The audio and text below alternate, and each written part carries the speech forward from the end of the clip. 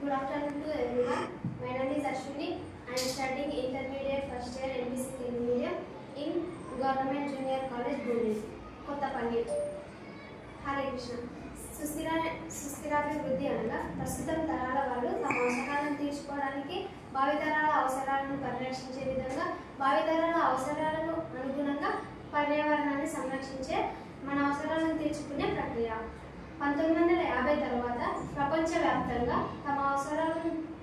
ప్రపంచవ్యాప్తంగా టెక్నాలజీ అభివృద్ధి చెందుతూ పరిశోధనలు జరగడం మూలంగా పారిశ్రామికీకరణ జరిగింది. దీని వలన దేశంలో ఉన్న సహజ వనరులన్నింటినీ విచక్షణ రహితంగా వాడుకుంటున్నారు. దీని పర్యవసానంగా అరుదైన జీవ వనరులన్నింటికి నష్టం వాటిల్లి పర్యావరణ సమతుల్యం దెబ్బతింటుంది. అంతేకాకుండా శరవేగంగా పట్టణీకరణ జరగడం వలన పర్యావరణం విషపూరితమైన పర్యావరణం ఏర్పడి గాలి, నీరు మరియు నేల కాలుష్యం జరుగుతుంది.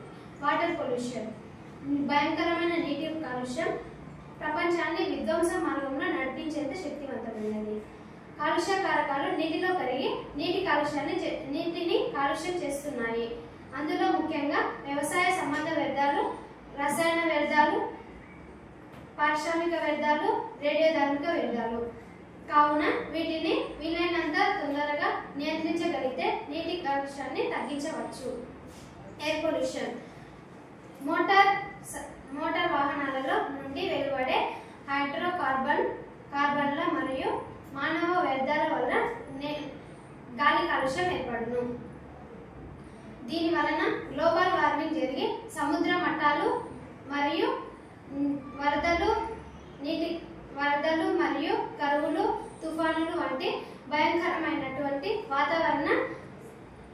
వాతావరణ పీడన సంఘటనలు సంభవిస్తున్నాయి. కావున వీటిని తగ్గించి ఎయిర్ క్వాలిటీ ఇండెక్స్ 15 యూనిట్స్ లోపల ఉండే విధంగా చూసుకోవాలి. ఎర్త్ పొల్యూషన్, ఆధునిక మానవుని జీవన విధానం వల్ల నేల కాలుష్యం జరుగుతుంది. దీనిలో ముఖ్యంగా వ్యవసాయ సంబంధమైనటువంటి క్రిమిసంహారకాలు, రసాయన ఎరువులు, కలుపు నాశనాలు వాడటం వల్ల నేలపై పొర దెబ్బతింటుంది.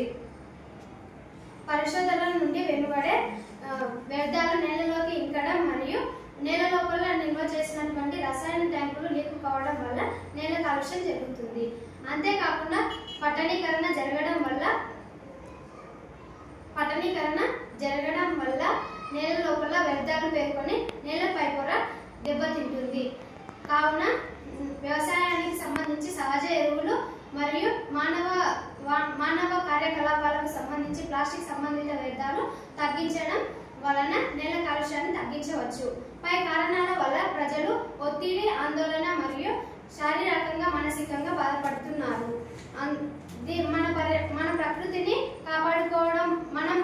మన ప్రకృతిని కాపాడుకోవడం వల్ల మన భూమిపై ఉన్నటువంటి జీవరాశులను కాపాడిన వాళ్ళం అవుతాం. హరే కృష్ణ, హరే రామ.